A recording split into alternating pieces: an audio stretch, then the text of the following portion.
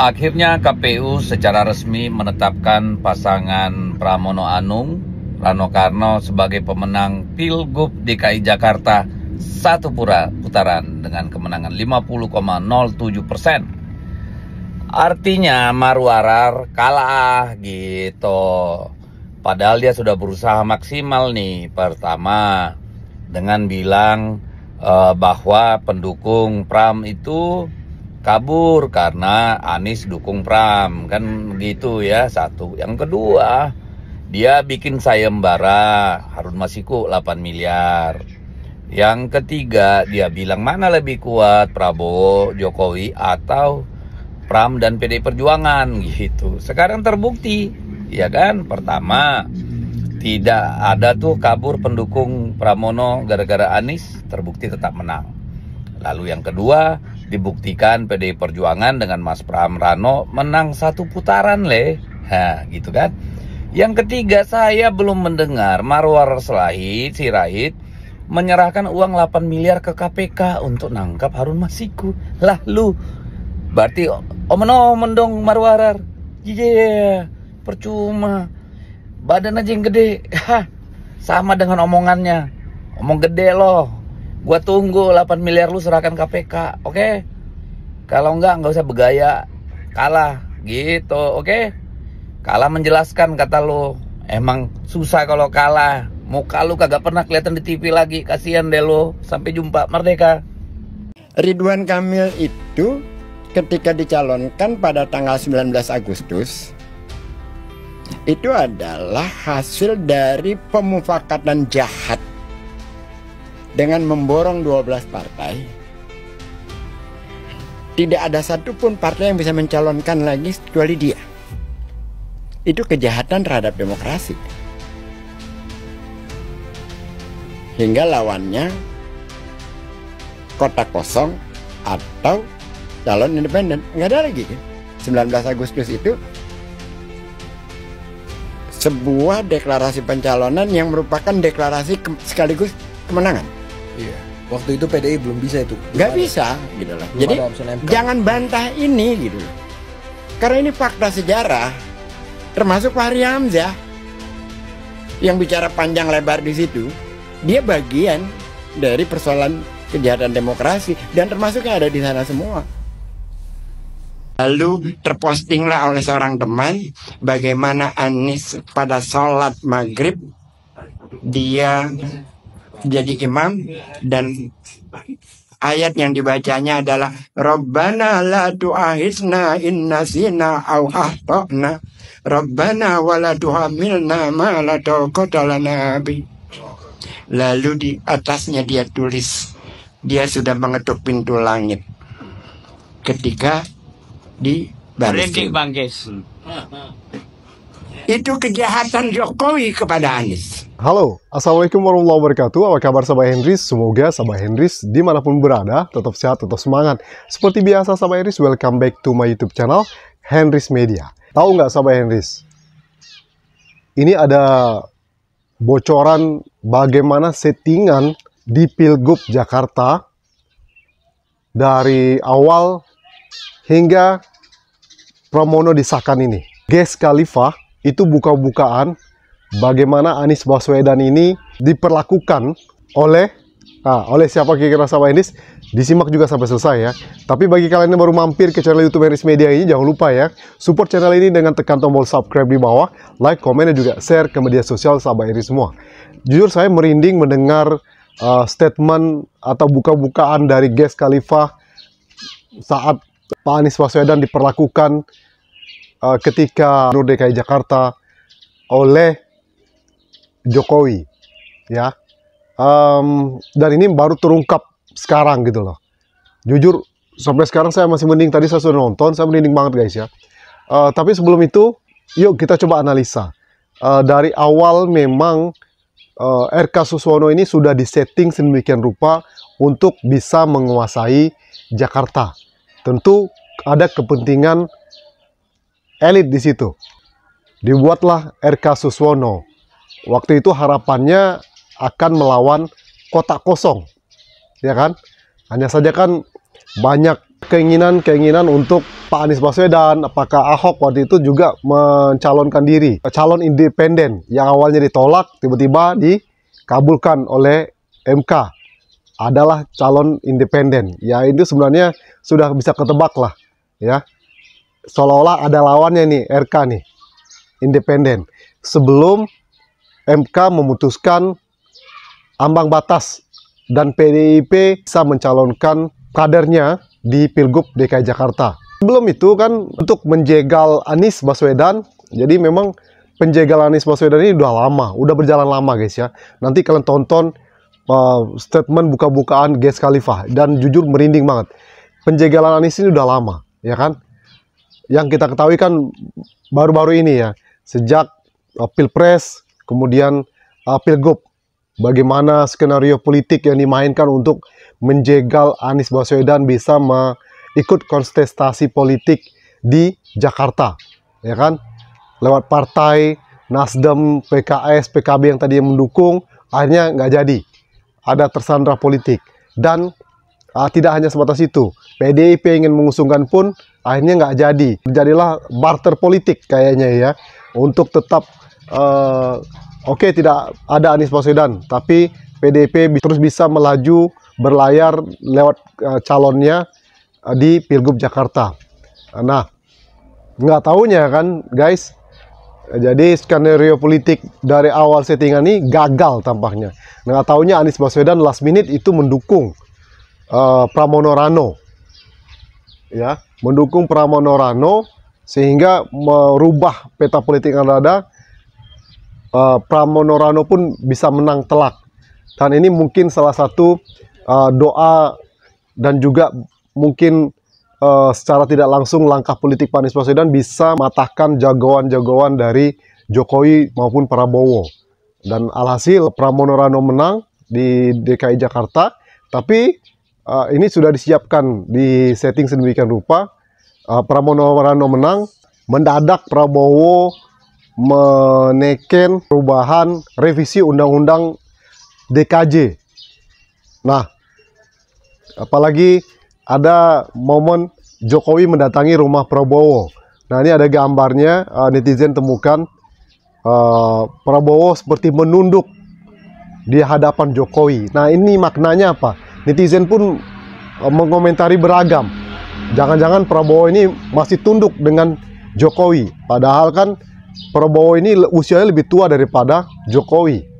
Ya, secara usia jauh lebih tua, dan sekarang juga Prabowo adalah seorang presiden, Jokowi mantan presiden, ya kan? Tapi netizen komentari gambar foto ini, jangan-jangan Prabowo masih tunduk dengan Jokowi. Nah, ada urgensi apa? Tiba-tiba 30 November lalu Prabowo merevisi undang-undang DKJ. Jadi Pramono Rano walaupun menang, tapi tidak bisa menjadi gubernur DKI Jakarta karena namanya sudah berubah. Jadi ini kayaknya kembali ke skenario awal, karena mungkin kalau dipaksakan 2 putaran, walaupun sekarang katanya tim Ridho akan menggugat ke MK. Jadi sejarah berulang kembali gitu loh. Tidak ada yang keluar-keluar, kalah-kalah aja gitu ya. Nah, ini gimana? Dulu kan juga pas Pilpres gimana? Ya kan? Sekarang mereka akan mengadukan ke MK. Kabarnya begitu. Revisi undang-undang DKJ tadi. Apa urgensinya mendadak tiba-tiba? Ya. Apakah pertemuan dengan Jokowi itu ada skenario politik selanjutnya? Kalau saya perhatikan memang keinginan untuk menguasai Jakarta itu tinggi. Dari menguasai dalam arti kata apa gitu kan. Menguasai, tanda kutip gitu ya. Jadi jagoan kalah nih. Maka dibuatlah plan B. Plan B-nya merevisi undang-undang DKJ. Jadi makanya nanti Jakarta masih seperti aglomerasi gitu ya. Akan dipimpin oleh Gibran. Kabar anginnya seperti itu. Skenario yang dilakukan oleh Jokowi untuk menjegal Anies Baswedan. Nah, ini videonya Sobat Anies. Check it out. Tentu saja kita tidak bisa bicara ke depan kalau tidak bicara di belakang dulu. Selama ini seringkali kita dengar bahwa calon gubernur Jakarta selayaknya itu yang sejalan inline dengan pemerintah pusat. Jangan yang oposisi dengan pemerintah pusat. Kalimat-kalimat seperti itu digaungkan pertama oleh Fahri Hamzah di Hotel Sultan, yang kedua oleh Ridwan Kamil, lalu banyak lagi yang lainnya saya tidak hafal. Dan saya tahu persis itu salah fatal. Karena sesungguhnya selama Anies menjadi gubernur DKI, dan itu saya ucapkan di forum WLC bersama Ali Mohtar Ngabalin, saya katakan pada saat itu, anehnya kok pemerintah pusat oposisi kepada Pemprov DKI Jakarta. Jadi jangan terbalik, bukan pemerintah Provinsi DKI yang oposisi terhadap pemerintah pusat, tetapi pemerintah pusatlah yang oposisi terhadap Pemprov DKI. Contohnya yang paling faktual, ketika COVID, Anies dengan segala referensi internasionalnya, jauh sebelum orang-orang sadar bahwa COVID itu berbahaya, karena COVID masuk Jakarta itu dimulai Februari akhir. Sementara COVID menggejalanya itu sudah ramai di Cina Desember. Apa yang terjadi di pusat pemerintahan kita? Jokowi menyatakan akan memberikan sekian puluh miliar, kalau saya tidak salah angkanya 90 miliar untuk influencer dalam rangka mengangkat pariwisata Indonesia.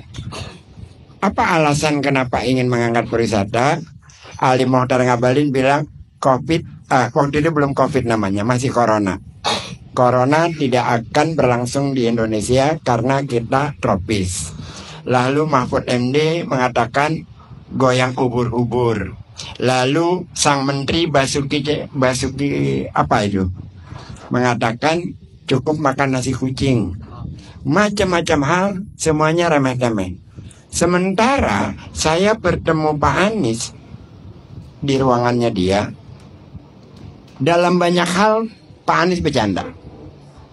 Dalam kondisi diserang seperti apapun, dia tertawa dan jokesnya tidak pernah hilang. Tapi ketika berbicara corona pada saat itu, dia mengatakan ini berbahaya, ini harus kita hadapi dengan serius, ini harus kita persiapkan dengan matang. Karena ini, dalam pikiran saya, ini nggak salah. Serius banget ya Anies menghadapi ini. Karena kita belum merasakan apa-apa pada saat itu.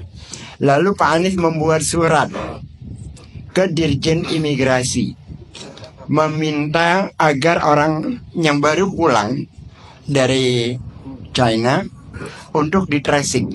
Ingat nggak itu?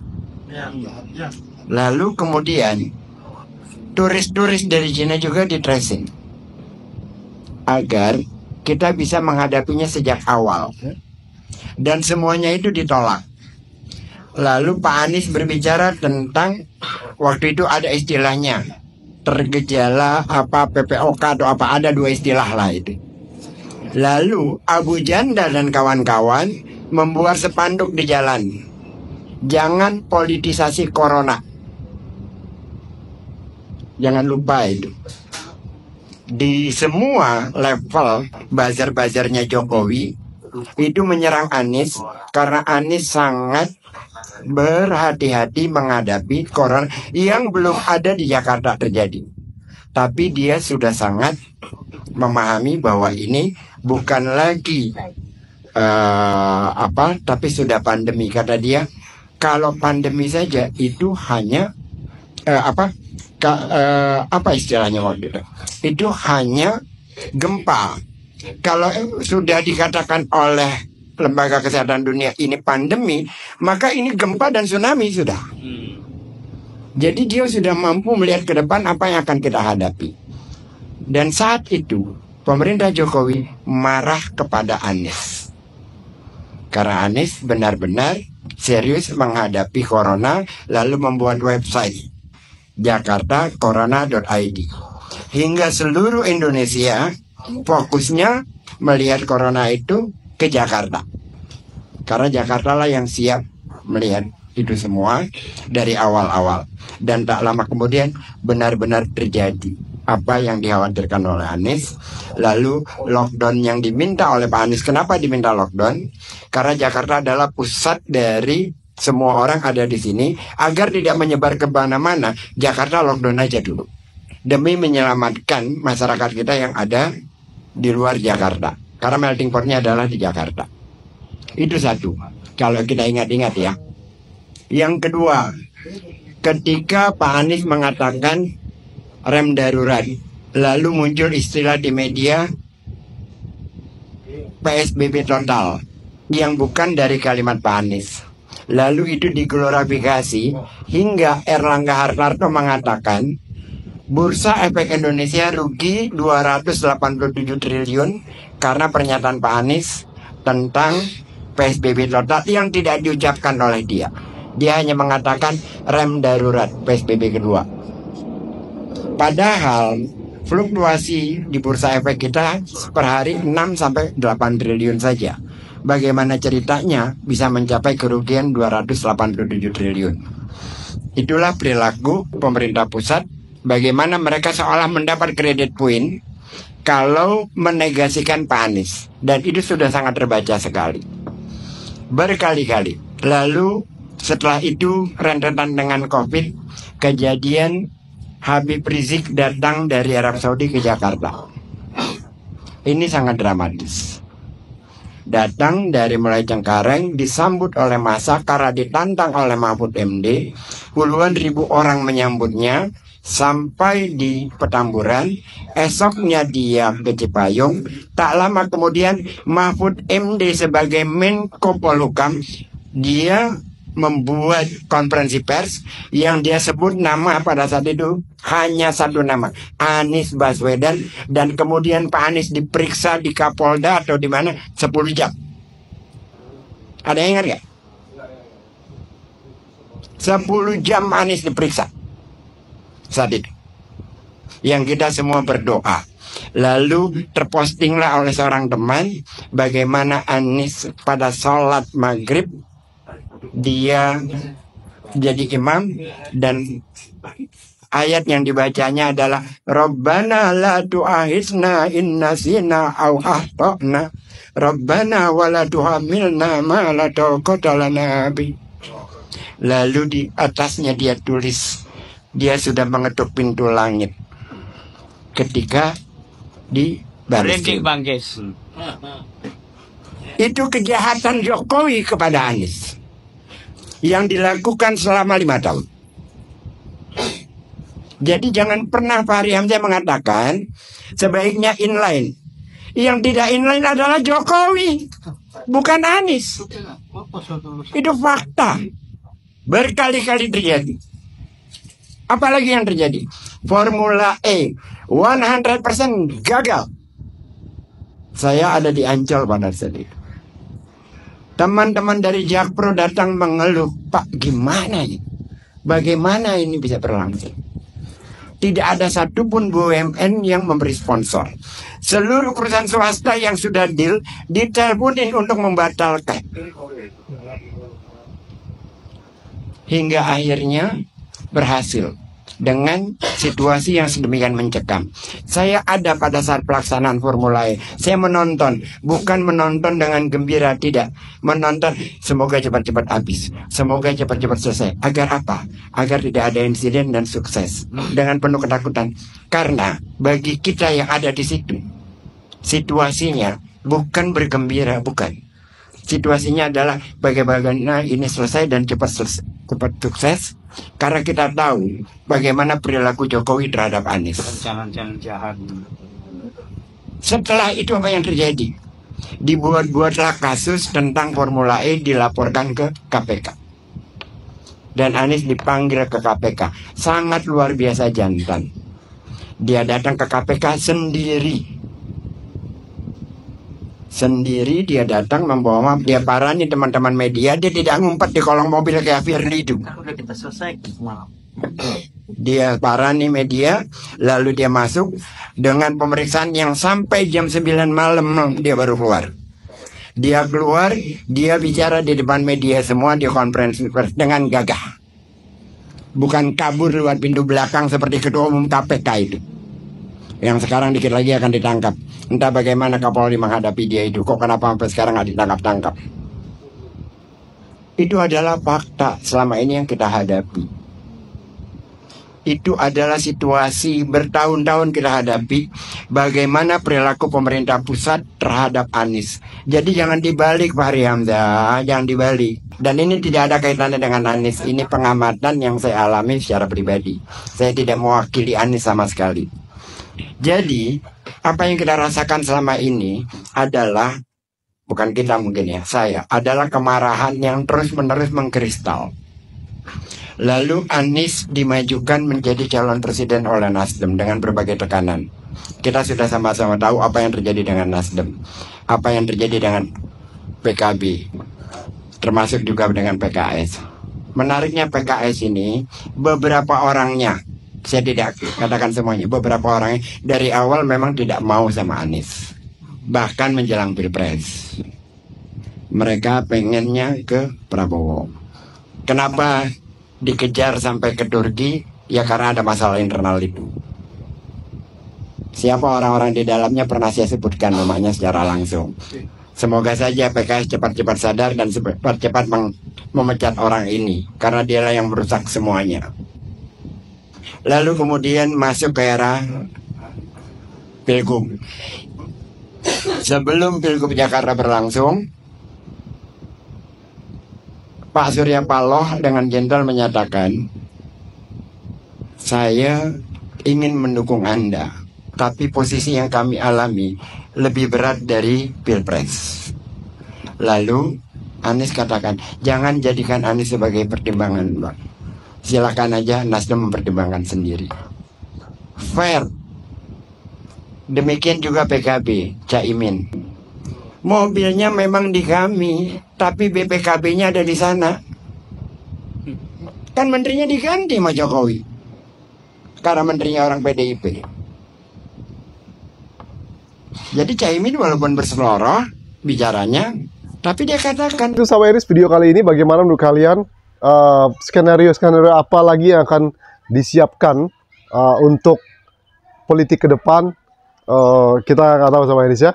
Oke, itu saja video kali ini. Sama Iris, thank you for your attention. One more time, don't forget to subscribe, like, comment, and share. See you in the next video. Wassalamualaikum warahmatullahi wabarakatuh. Bye-bye.